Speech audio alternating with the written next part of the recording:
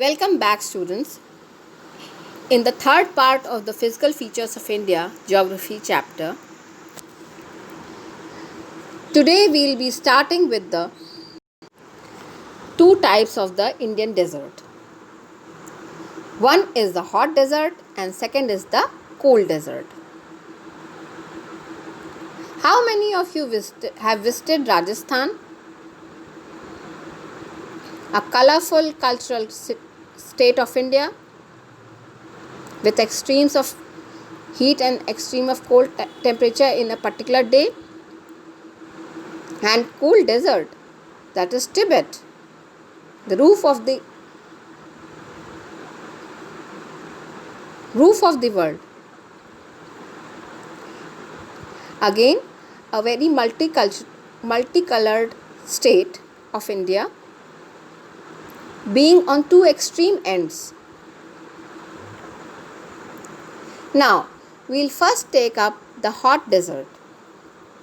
The largest hot desert of the world is the northern African Sahara, reaches temperature up to 122 degrees Fahrenheit, which is 50 degrees Celsius during the day, covering about 9 million square kilometers and 12 countries.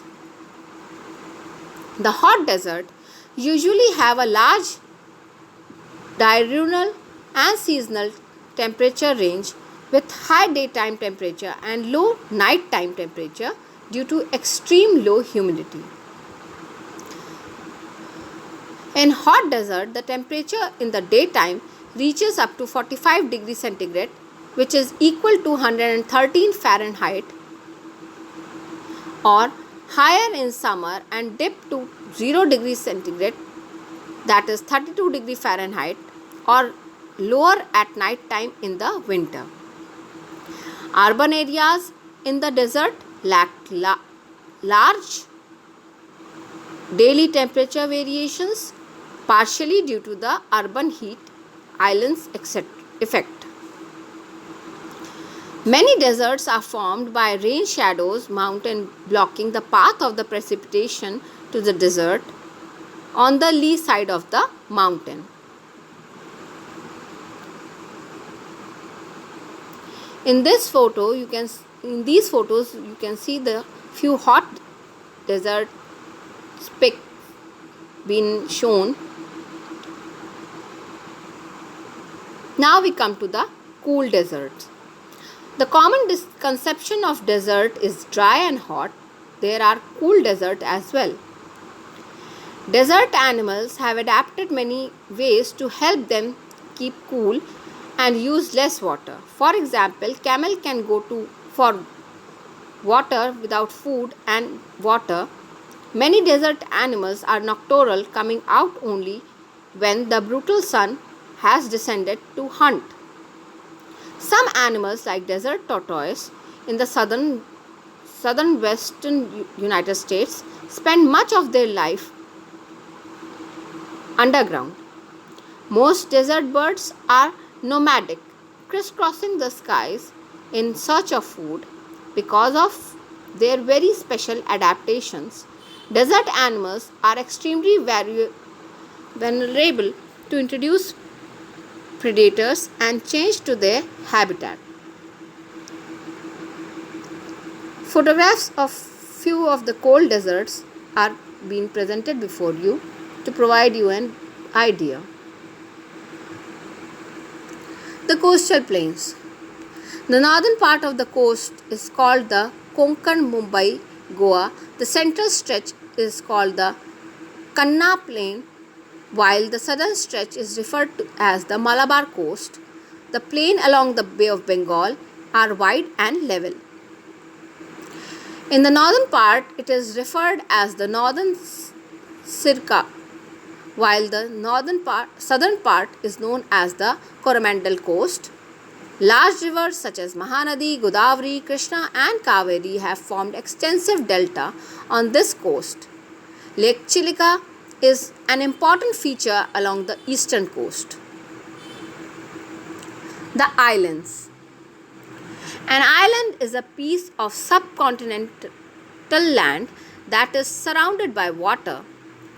Very small islands such as emergent land feature on atolls can be called islets, cays or keys.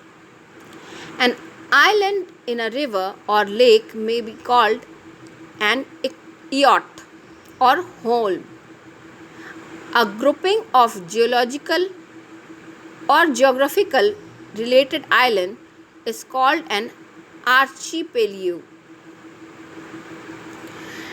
An island may still be described as such despite the presence of an artificial land bridge.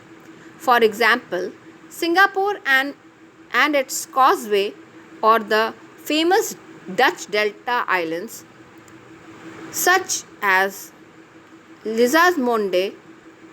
Some places may even retain islands in their names for historical reasons. After being connected to a large landmass by a wide land bridge such as Coney Islands. Conversely, when a piece of land is separated from a mainland by a man-made canal, for example, the Peloponnese by the Corthnal Canal, it is generally not considered an island. The Lakshadweep Islands.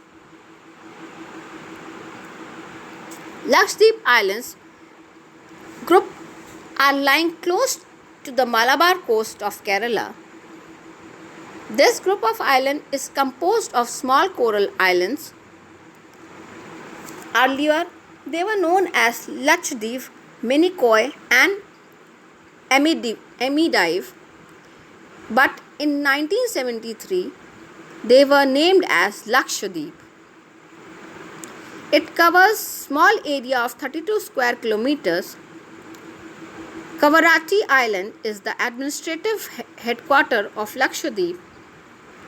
This island group has great diversity of flora fauna. The Pitli Islands, which is uninhabited, has a bird sanctuary. Andaman and Nicobar Islands. They are bigger in size and are more numerous and scattered. The entire group of islands is divided into two broad categories, the Andaman in the north and Nicobar in the south. It is believed that these islands are an elevated portion of submarine mountains. These islands groups are of great strategic importance for the country. The island groups of India can be clearly seen in this map of India as Lakshadweep on the Arabian Sea side and the Andaman Nicobar Islands on the Bay of Bengal side. Especially the Andaman Nicobar Islands are also of great economic and strategic importance for the country, as they provide their large portion in tourism as potential for security reasons, in trade, in migration, arms smuggling, smuggling of all natural resources, control on Indian Ocean. Thus, we come to the end of our today's chapter, the physical features of India, and I hope I would have been able to make each and every point clear to you. So students, do mark all the islands from Andaman, Nicobar and the Lakshadweep on the map of India, and follow all the material that I have been provided in the video. And being at home, please follow all the guidelines related to COVID-19, all the advisories issued by the Government of India. So till then students, stay home, stay safe.